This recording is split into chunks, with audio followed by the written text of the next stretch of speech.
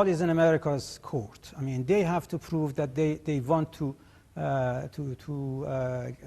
have a deal with us. And if there is a sincerity, if we see a sincerity on their part, I'm sure that we will be on a road to have an agreement. We are ready to discuss this and other issues related to our program, provided that they are ready also to talk about the sanctions. Because sanctions, as we call it, illegal sanctions, those sanctions have to be also on the table. One cannot accept the notion that Iran has to do certain things without the other side committing itself to do their share. Are you optimistic a deal can be reached? It is too early to say whether we will reach an agreement.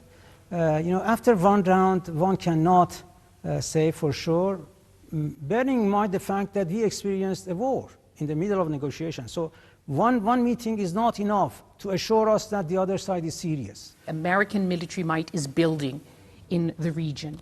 Would that battle be existential for Iran? It will be traumatic. Existential? Bad for everybody. It is not as if that Iran will suffer only. Everybody will suffer, particularly those who have initiated this aggression. If we feel that this is an existential threat, we will respond accordingly.